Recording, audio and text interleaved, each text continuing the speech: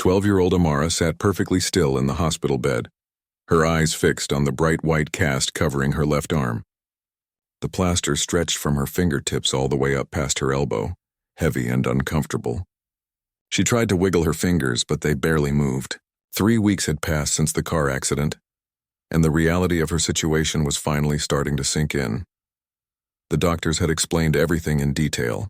Her arm bones were badly broken. The healing would take at least 3 months, maybe longer. For most kids her age, a broken arm meant missing out on basketball practice or not being able to ride their bikes for a while. But for Amara, this cast represented something much bigger. It meant her entire world had just collapsed. She had been playing piano since she was 5 years old. While other kids spent their afternoons watching cartoons or playing video games, Amara would sit at the old upright piano in their living room for hours. Her fingers would dance across the black and white keys, creating melodies that made her mother cry happy tears. Music was not just something she did. It was who she was. It was the way she expressed feelings she could not put into words. When she was sad, she played slow, gentle pieces. When she was happy, her fingers flew across the keys in joyful runs and jumps. For the past 6 months, she had been preparing something special. The Spring Talent Showcase at Lincoln Middle School was the biggest event of the year. Teachers, parents, and even talent scouts from music programs across the state would attend. Amara had chosen a difficult piece by Chopin, a composer whose music she absolutely loved. She practiced every single day, sometimes until her fingers hurt. Her piano teacher had told her that if she performed well at this showcase, she might qualify for a music scholarship. That scholarship could change everything for her family. Her mother, Rachel, worked 2 jobs just to keep them afloat. Money was always tight. The piano lessons were a stretch financially, but Rachel never complained. She believed in her daughter's gift. She would sit in the hallway during practice sessions, listening through the door with a smile on her face. That scholarship meant Amara could attend a prestigious summer music camp. It meant better opportunities. It meant a future doing what she loved most. Now, staring at the cast, all of those dreams felt like they had been ripped away in an instant. The accident had not even been their fault. A distracted driver had run a red light and crashed into their car at an intersection. Amara remembered the sound of crunching metal, the airbags deploying, her mother screaming her name. Then came the hospital, the x-rays, the surgery to set the bones properly. Rachel sat in the chair beside the hospital bed, her eyes red from crying. She tried to smile whenever Amara looked at her, but the worry showed on her face. It was not just worry about the broken arm. Amara knew her mother was stressed about the medical bills piling up, about taking time off work, about everything they had been working toward suddenly feeling so far out of reach. "We'll figure it out." "Baby," Rachel said softly, reaching over to hold Amara's good hand. "Your arm will heal. You'll play again." "But not in time for the showcase," Amara whispered. Her voice cracked. "Mom, I've been practicing for months. The scouts will be there. This was my chance." Rachel squeezed her hand tighter but said nothing. What could she say? They both knew the truth. The showcase was only 2 months away. Even if the cast came off in time, which was unlikely, Amara would not have enough time to get her fingers working properly again. Learning to play piano took years of building muscle memory and finger strength. Relearning after an injury would take months of physical therapy and practice. When Amara returned to school the following Monday, she felt like everyone was staring at her. The cast stood out like a bright white flag announcing her failure. Her friends had decorated it with colorful markers, drawing flowers and writing encouraging messages. "Get well soon," and "We miss your music," covered every inch of the plaster. The kind words should have made her feel better, but somehow they just made everything hurt more. She walked through the hallways with her backpack slung over her right shoulder, trying to act normal. But nothing felt normal anymore. When she passed by the music room, she could hear someone inside practicing scales. The sound of the piano made her chest tighten. She wanted to go inside, to sit at those keys and play, but what was the point? She kept walking. Then she saw Mrs. Holloway standing near the music room door. Mrs. Patricia Holloway had been teaching music at Lincoln Middle School for over 20 years. She was a thin white woman in her late 50s with gray hair always pulled back in a tight bun. Her reputation preceded her. She was strict, demanding, and known for having impossibly high standards. Some students said she was brilliant. Others said she was just mean. Amara had always tried her best to stay on Mrs. Holloway's good side, working harder than anyone else in class. Mrs. Holloway's eyes landed on the cast. Her expression did not change. No sympathy crossed her face. No concern. She simply looked at Amara's arm for a long moment, then her eyes moved up to meet Amara's face. "I suppose you'll be withdrawing from the recital then," Mrs. Holloway said. Her tone was flat, matter-of-fact. She might as well have been commenting on the weather. Such a waste of a performance slot. "I'll need to notify the coordinator by the end of the week." Amara felt like she had been slapped. "No, how are you feeling?" "I'm sorry this happened. Just immediate disappointment that the performance slot would be wasted." She opened her mouth to respond, but no words came out. What could she say? Mrs. Holloway adjusted the stack of sheet music in her arms. "These things happen, I suppose. Not everyone is cut out for the dedication that serious music requires. Better you learn that now." The words stung worse than the pain in Amara's arm. Before she could think of a response, Mrs. Holloway turned and walked into the music room, the door closing firmly behind her. Amara stood frozen in the hallway, students flowing around her like water around a stone. Her eyes burned with tears, but she refused to let them fall. Not here. Not where everyone could see. That night, Amara lay in her bed staring at the ceiling.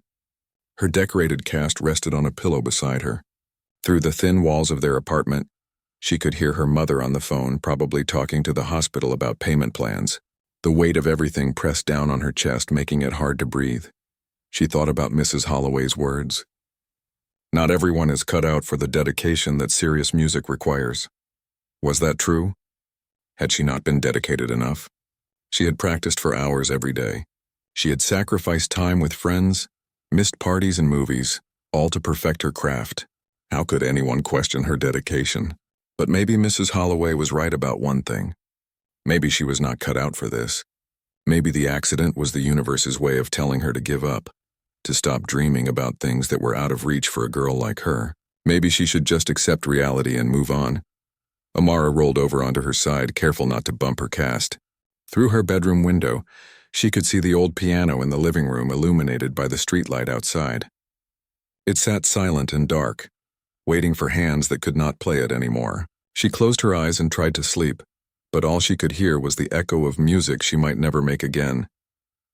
The following week, Amara dragged herself to advanced music class. She had considered skipping it altogether, maybe hiding out in the library or claiming she felt sick, but missing class would only make things worse. Besides, she still loved music even if she could not play right now. Maybe just being around it would help somehow. She walked into the classroom and took her usual seat near the middle.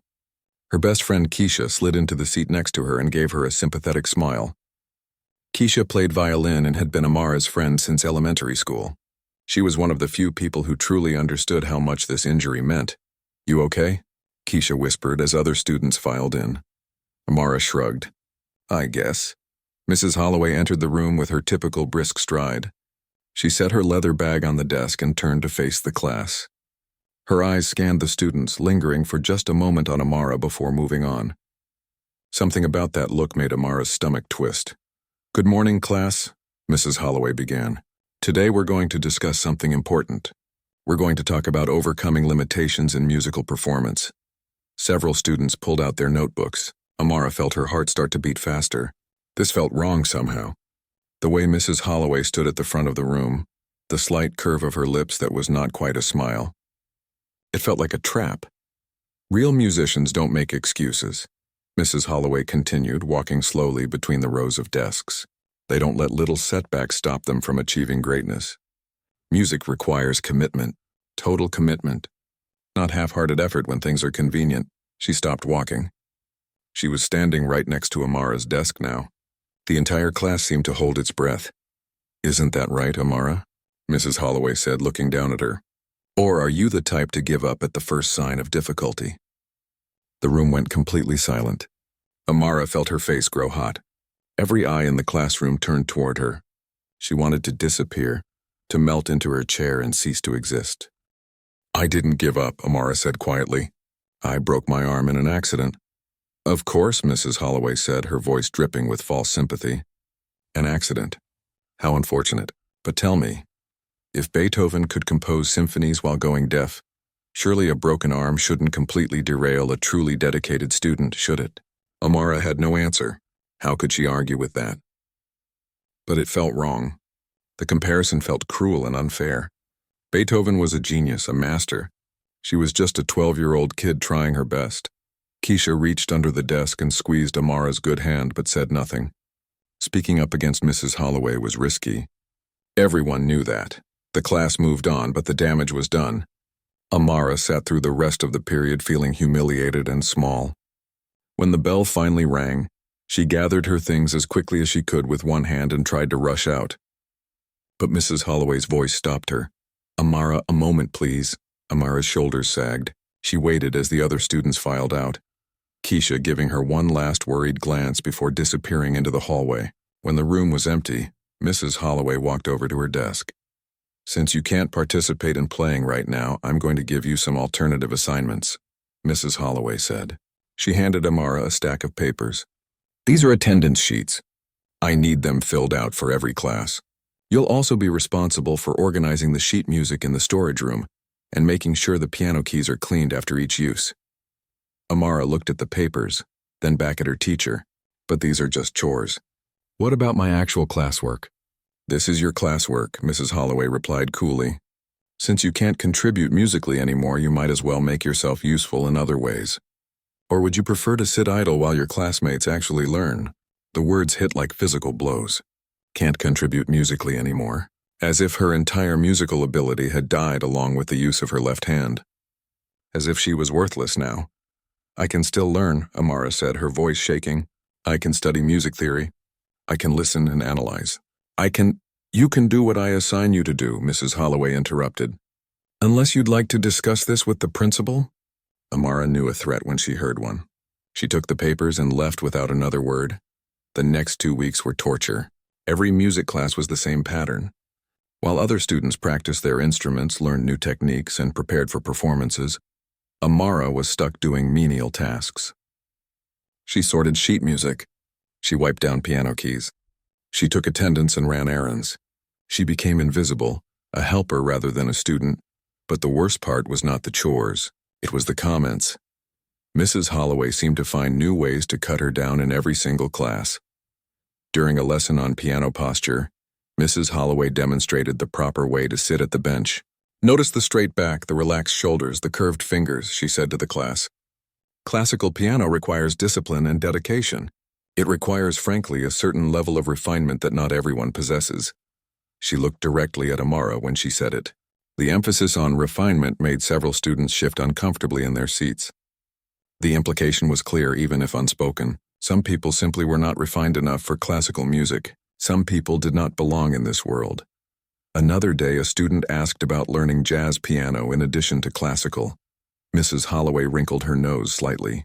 "Jazz has its place, I suppose," she said. "But classical music is the foundation. It's the pure form. Everything else is just," she waved her hand dismissively, "variations on lesser themes. We focus on excellence here, not popular entertainment." The way she said it, combined with another glance at Amara, made the message painfully obvious. Classical music was elevated, pure white. Everything else was inferior. And Amara, with her brown skin and her broken arm and her shattered dreams, did not belong in this elevated space. One afternoon, during a particularly painful class, things reached a breaking point. Mrs. Holloway was discussing the importance of consistent practice. "Some students," she said, "think natural talent is enough. They think they can coast on raw ability without putting in the real work. But classical music demands more. It demands perfection." She walked past Amara's desk, barely glancing at her. Of course, some students thought they could master Chopin with just natural talent. They thought they could skip steps and reach for heights they had no business attempting. Pride comes before a fall, as they say. Amara felt tears burning in her eyes. The implication was crushing. Mrs. Holloway was saying that she had been too ambitious, too prideful, that she had reached for something above her station, that maybe the accident was somehow deserved, a correction to her overconfidence. When class ended, Amara practically ran to the bathroom. She locked herself in a stall and finally let the tears come. She cried for her broken arm, for her lost opportunity, for the unfairness of it all. But most of all, she cried because a part of her was starting to believe Mrs. Holloway might be right. That evening, she came home to find her mother cooking dinner in their small kitchen. Rachel took one look at her daughter's face and knew immediately something was wrong. "Baby, what happened?" The whole story came pouring out. Every cruel comment, every dismissive look, every humiliating moment. Rachel listened, her jaw getting tighter and tighter, her hands gripping the counter until her knuckles turned pale. "That woman has no right to treat you like that," Rachel said, her voice shaking with anger. "Tomorrow I'm going to that school and I'm going to—" "No, Mom, please," Amara interrupted desperately. "Please don't, it'll only make things worse. She'll find ways to punish me that you won't even see. Just let me get through this semester, please." Rachel pulled her daughter into a tight hug, careful of the cast. "This is not right, Amara, you know that, don't you? The way she's treating you, the things she's saying. None of it is right." "I know," Amara whispered, but knowing something was wrong did not make it hurt any less. That night, after her mother went to bed, Amara sat in the dark living room staring at the piano. The streetlight outside cast long shadows across the keys. She thought about everything Mrs. Holloway had said. About refinement. About knowing your place. About not reaching too high. Then she thought about something else. She thought about music itself. About how it made her feel. About why she had fallen in love with it in the first place. It was not about proving anything to anyone. It was not about being refined or perfect. It was about expression, about emotion, about creating something beautiful from nothing. And in that moment, sitting alone in the dark, an idea began to form. It was crazy. It was probably impossible, but it was also the only way forward she could see. Her left hand might be broken, but her right hand still worked perfectly fine. And somewhere out there had to be music written for one hand alone. 3 weeks before the talent showcase, Amara made a decision that would change everything. She had spent countless late nights researching, her phone screen glowing in the darkness of her bedroom while her mother slept. She discovered something she had never known before. There were composers who had written music specifically for one hand. Real, legitimate, beautiful classical music that could be played with just the right hand or just the left hand. The pieces were not simple. They were not beginner level. Some of them were incredibly complex, written for pianists who had lost the use of one hand but refused to give up their art. Paul Wittgenstein, an Austrian pianist who lost his right arm in World War I, had commissioned famous composers to write pieces for his left hand alone, and there were pieces for the right hand too. Difficult, demanding, but possible. Amara had been secretly practicing one of these pieces every night for the past week. Her right hand moved across the keys, learning to do the work of two hands. It was exhausting. Her fingers ached, but something inside her was beginning to wake up again. That spark of hope she thought had died was flickering back to life. On Monday morning, she walked into music class with her heart pounding. Mrs. Holloway was at her desk. Sorting through papers as students filed in, Amara took a deep breath and raised her good hand. "Mrs. Holloway, I need to talk to you about the recital." The classroom went quiet. Mrs. Holloway looked up, one eyebrow raised. "The recital? Amara, we've been over this. You withdrew. That matter is settled." "I want my performance slot back," Amara said. Her voice was steady, even though her insides were shaking. "I want to perform in the showcase." Several students turned in their seats to stare. Keisha's eyes went wide.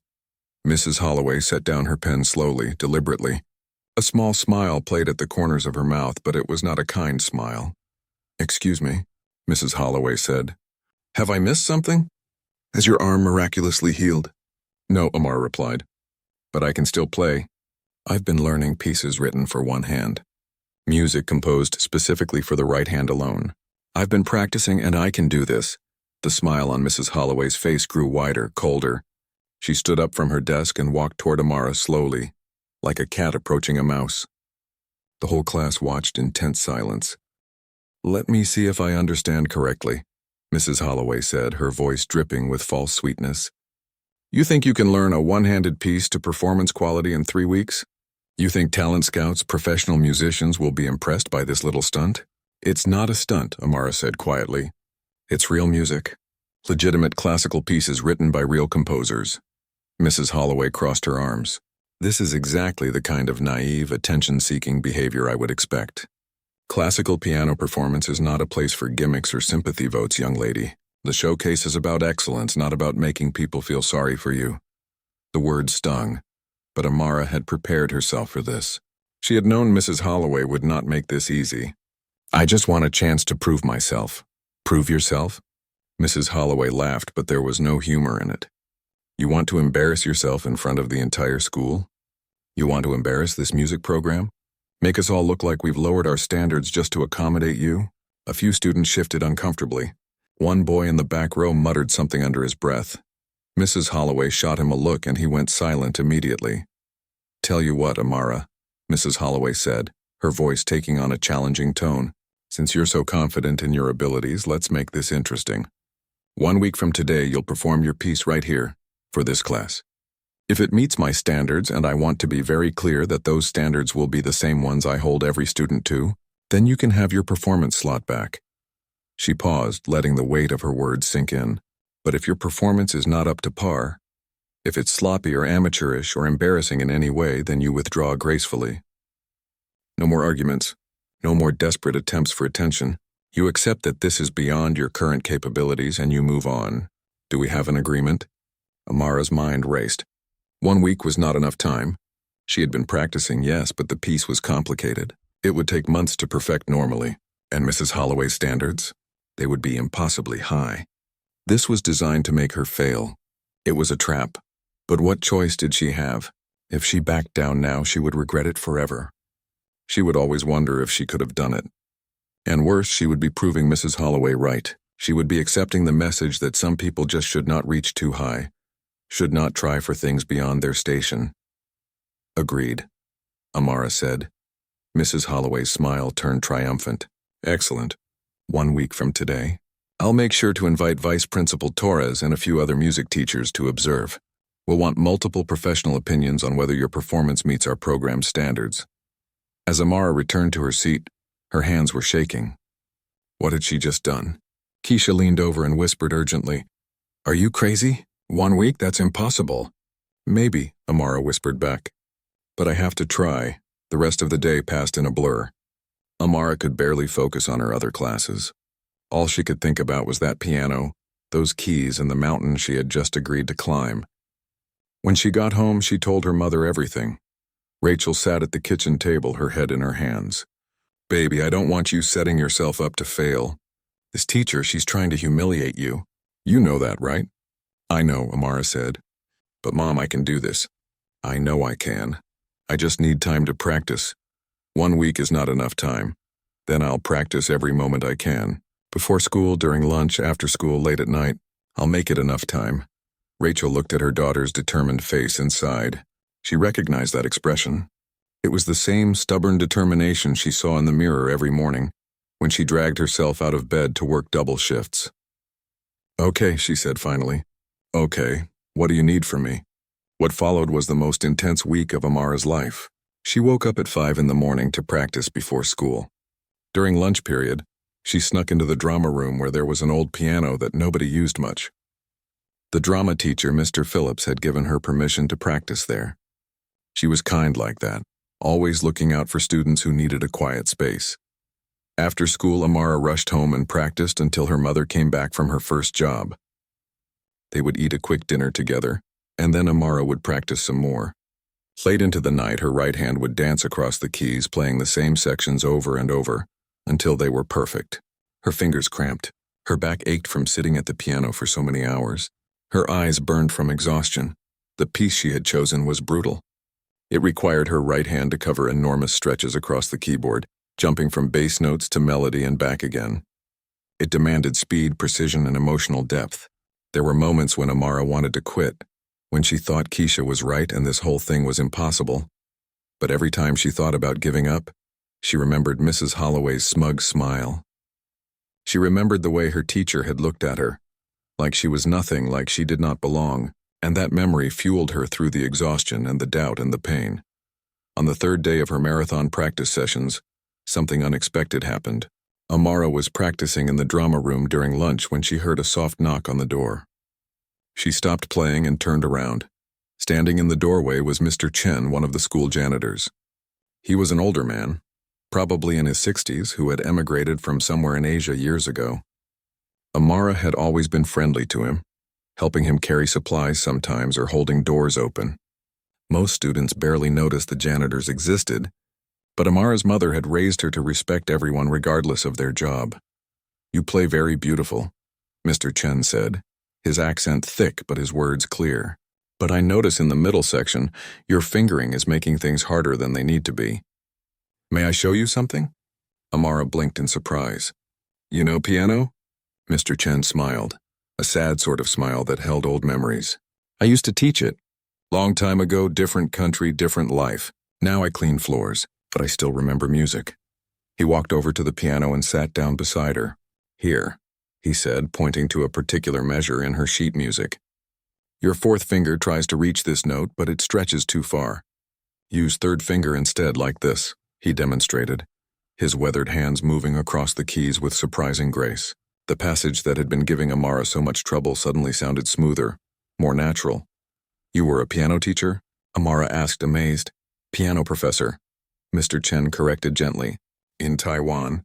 Before I come here, before arthritis take my hands, I taught at university. But that life is gone now. This is okay, though. I am still near music, even if I cannot play anymore." Over the next few days, something remarkable happened. During every lunch period, Mr. Chen would appear in the drama room doorway. He became Amara's secret coach, helping her refine her technique, showing her tricks for managing difficult passages, explaining the emotional story behind the music. He never asked why she was working so hard or what this was all for. He just helped, grateful perhaps to be useful again in the world he had once loved. On the night before her classroom performance, Amara practiced until midnight. Her mother had already gone to bed, exhausted from her double shift. Amara's right hand was cramping, her fingers stiff and sore. She played the final section one more time and finally, it sounded right. Mr. Chen's words from that afternoon echoed in her mind. He had found her looking worried and defeated in the hallway after school. "You are ready," he had told her. "Music is not about having perfect technique. Music is about having perfect heart. Your teacher, Mrs. Holloway, she forget this truth many years ago. Tomorrow you show her what she has forgotten. You remind her why music matters." Amara looked at her cast, then at her right hand. 1 week ago this had seemed impossible. Now somehow she was ready.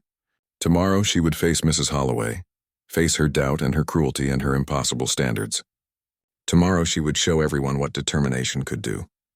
Tomorrow her one hand would have to be enough. The morning of the classroom performance arrived with a gray sky that matched Amara's nervous stomach.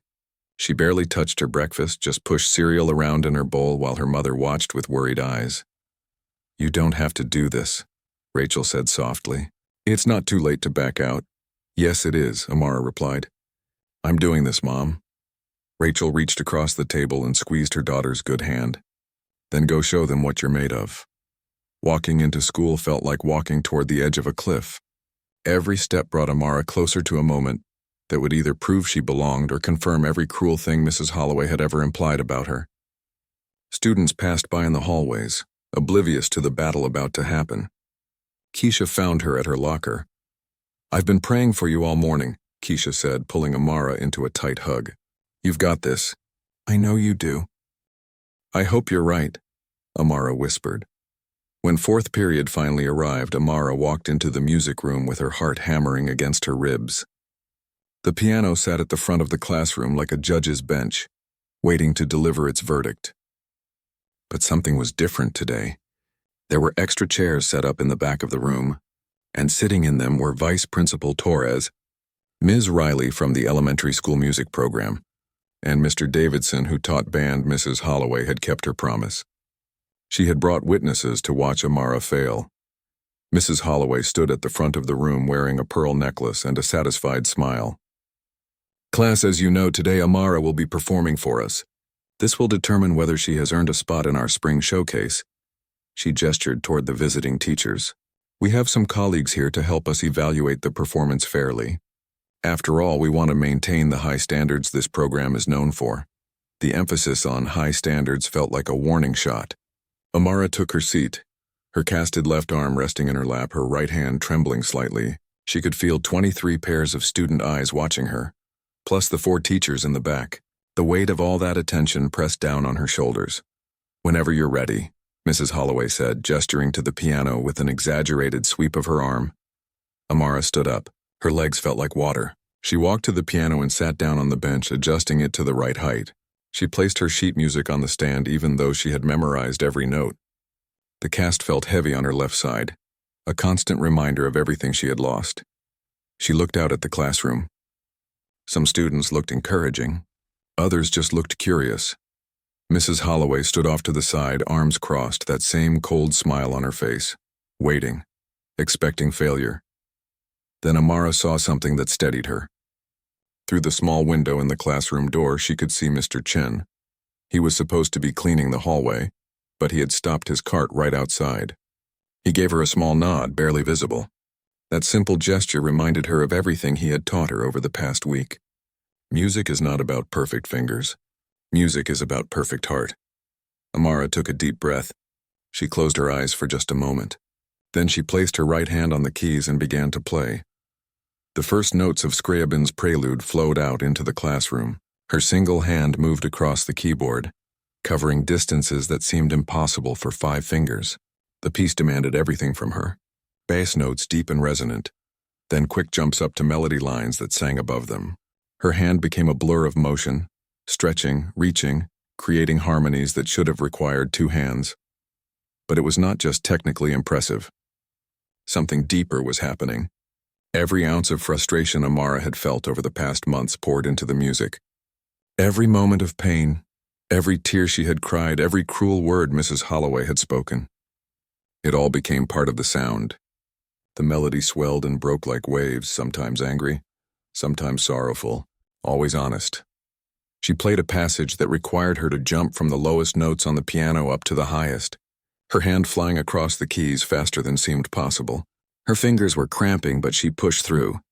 There was a moment where her 4th finger had to hold a note while her thumb played a melody beneath it. The kind of independence that took years to develop. She managed it perfectly. The middle section demanded emotion above all else, soft, gentle notes that felt like whispered secrets. Amara thought about her mother working double shifts to pay for piano lessons. She thought about all the sacrifices made for her dream. She thought about Mr. Chen, a professor reduced to cleaning floors but still finding joy in helping a student. All of that went into the music.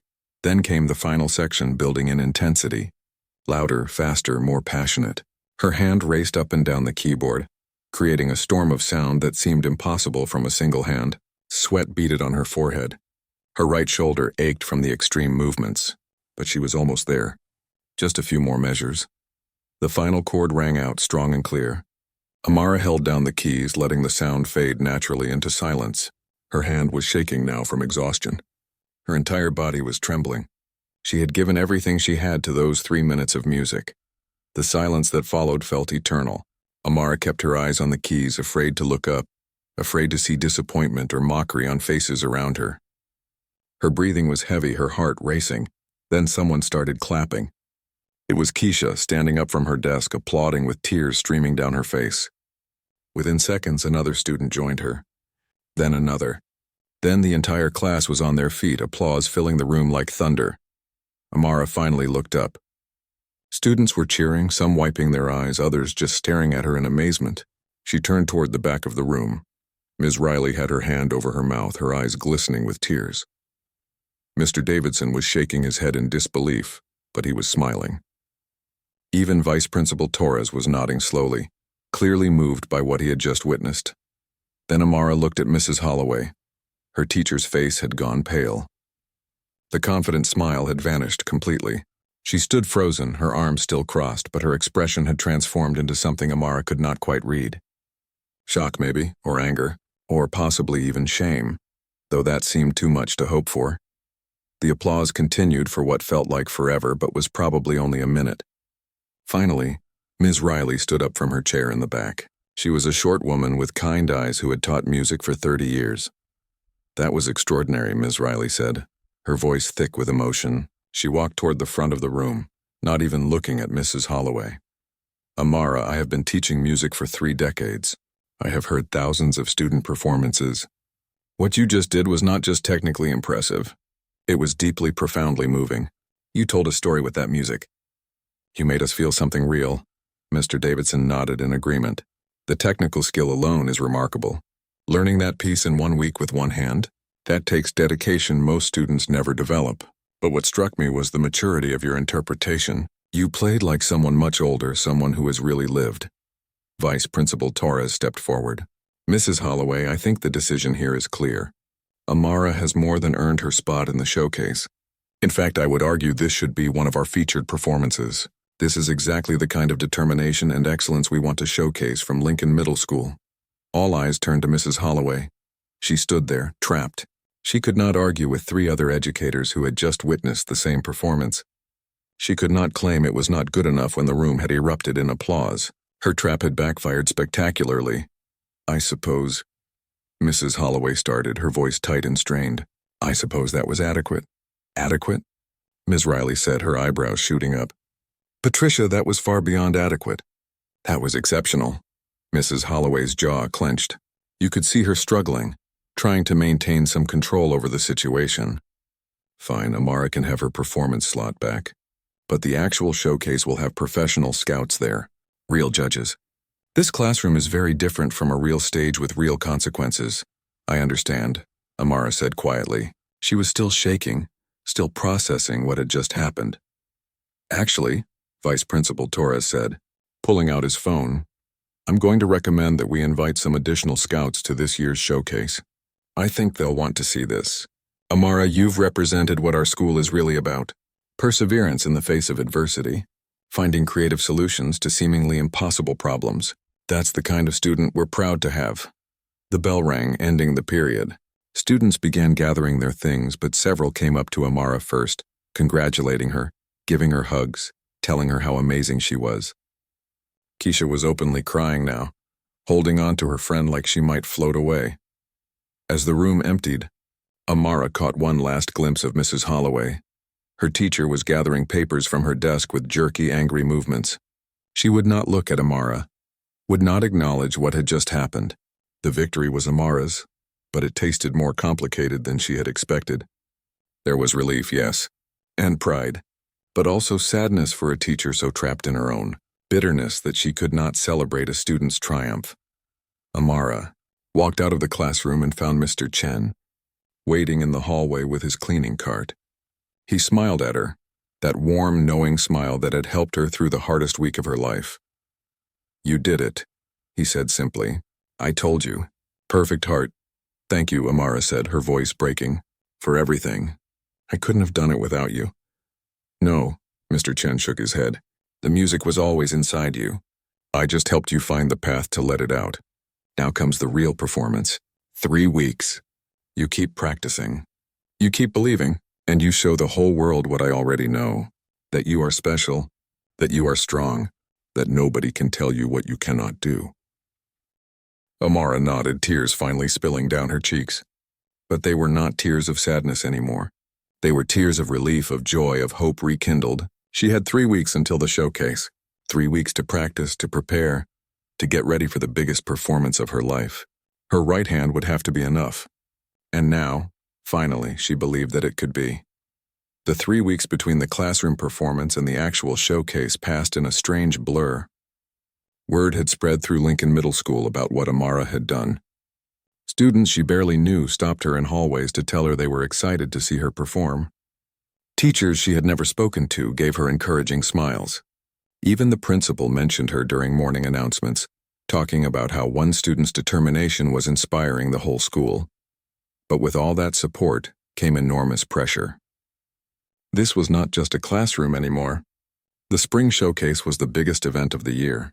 Parents, community members, and yes, talent scouts from prestigious music programs would all be there. Hundreds of eyes watching, judging, evaluating.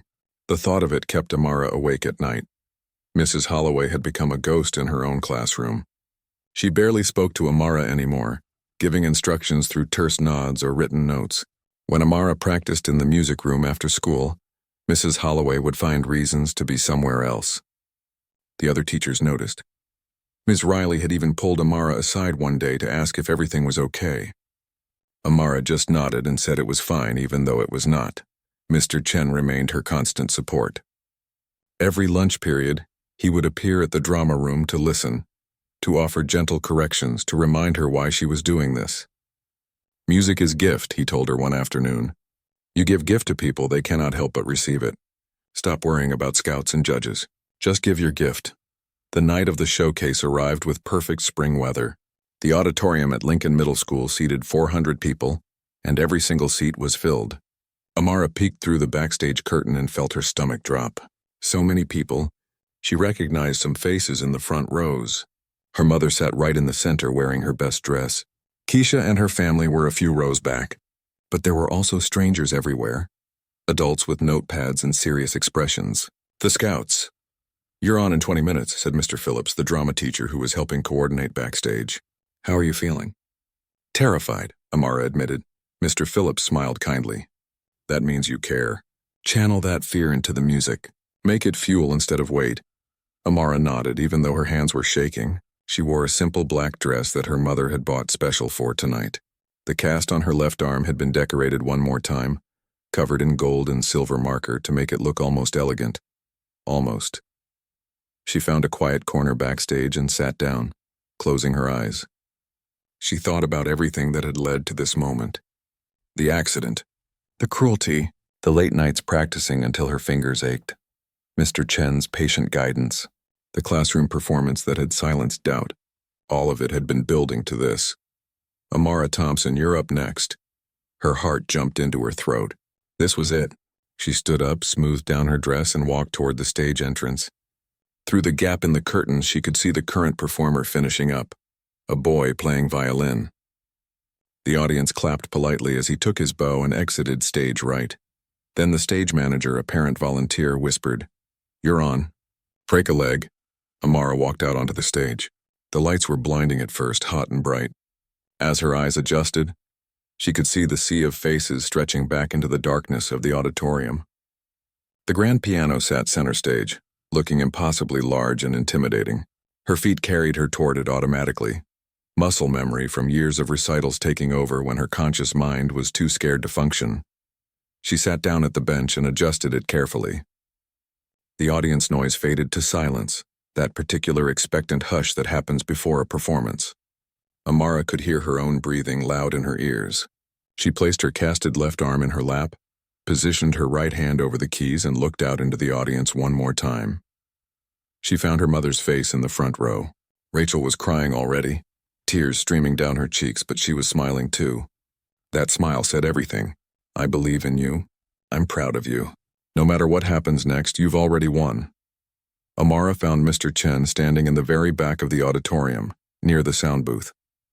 He must have finished his evening cleaning early to be here. He was too far away for her to see his expression clearly, but she could see him place his hand over his heart. Their signal. Perfect heart, not perfect fingers.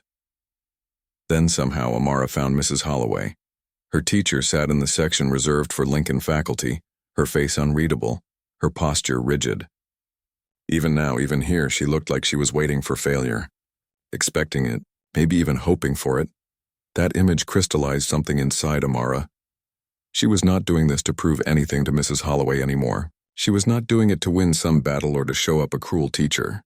She was doing this because music was part of her soul, because it was the language she spoke when words were not enough, because even with one hand tied behind her back, literally she could not stop being a musician. Amara took one deep breath. Then she began to play.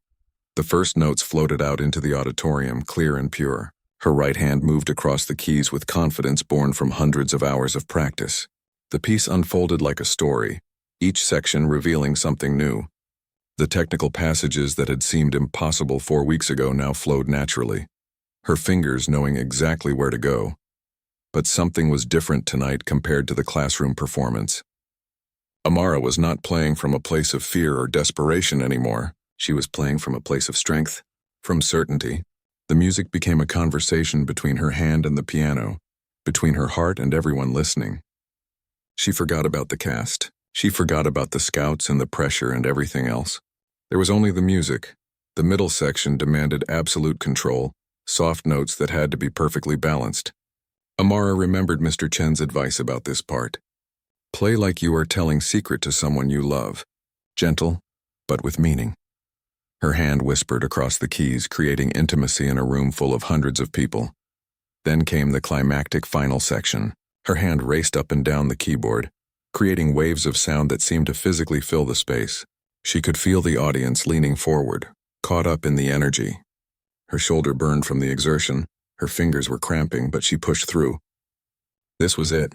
This was everything she had worked for. The final chord rang out, powerful and definitive. Amara held it, letting the sound fade slowly into silence. Her right hand trembled on the keys. Her whole body was shaking. She had done it. She had actually done it. For a moment, there was absolute silence. That terrifying gap between the end of a performance and the audience's reaction. Amara's heart stopped. Then the auditorium exploded with sound. 400 people rose to their feet as one. The applause was deafening, thunderous, accompanied by cheers and whistles. Amara looked out into the audience and saw her mother sobbing openly, clapping so hard it must have hurt. She saw Keisha jumping up and down, screaming with joy. She saw Mr. Chen in the back, standing tall, his hand still over his heart. The standing ovation lasted 3 full minutes. 3 minutes of continuous applause that seemed to shake the very walls of the auditorium. Amara stood up from the piano bench and took a bow, tears streaming down her face. When she straightened up, she looked toward the faculty section. Mrs. Holloway was standing too. She was clapping along with everyone else, though her face remained strangely blank. But standing next to her, Ms. Riley was crying and grinning at the same time. Mr. Davidson was shaking his head in amazement, clapping enthusiastically. Vice Principal Torres caught Amara's eye and gave her a thumbs up. Amara bowed one more time and then walked off stage, her legs barely supporting her. As soon as she was behind the curtain, she collapsed into a chair. Mr. Phillips rushed over with water. Other students waiting to perform crowded around, congratulating her, telling her it was the most amazing thing they had ever seen. After the showcase ended, the real chaos began. Amara's mother found her first, pulling her into a crushing hug that made Amara's cast dig uncomfortably into her side, but she did not care. "I knew you could do it," Rachel whispered. "I always knew." Then came the scouts. 3 different people from 3 different music programs wanted to talk to her. They handed Rachel business cards, talked about summer intensives and scholarship opportunities. One woman from a prestigious academy, 2 hours away, said she had never seen anything quite like it, that Amara's performance showed not just talent but character, and character was what made truly great musicians. When the crowd finally thinned, Amara found Mr. Chen waiting patiently near the auditorium doors. She walked over to him and, without saying anything, she just hugged him. He patted her back gently. "You gave gift tonight," he said. "Everyone here, they receive it. They will remember. This is what music is for." "Thank you for everything," Amara said. "You saved me." "No," Mr. Chen shook his head firmly. "You save yourself. I just remind you what was already inside. You are teacher to me too, you know. You remind me why I love music in first place, why I teach all those years ago. You remind old man that magic still exists in world." As Amara and her mother finally walked toward the parking lot, exhausted but happy, Amara glanced back at the school building. Through one of the lit windows, she could see the music room. And standing in that room, visible just for a moment, was Mrs. Holloway. She was alone, standing very still, staring at nothing. Amara felt a complicated mix of emotions. Not quite forgiveness, because the wounds were still too fresh. Not quite anger either, because that fire had been transformed into music. Mostly she just felt sad for a teacher who had let bitterness and prejudice close her off from experiencing the joy of a student's triumph. 3 months later, when the cast finally came off, Amara sat down at the piano with both hands for the first time since the accident. Her left hand was weak, stiff, awkward. It would take months of physical therapy and practice to get it back to normal. But as she placed both hands on the keys and played a simple scale, tears ran down her face. She was whole again, but she was also different, stronger. The girl who had learned to play with one hand would never again doubt what she was capable of. The girl who had faced cruelty and turned it into art would never again let someone else define her worth. And somewhere in the school building, an old janitor pushed his cart down the hallway, humming a melody he had heard months ago, a melody that reminded him why music matters, why teaching matters, why one student's courage can light up the darkness. Magic still existed in the world. He had heard it with his own ears.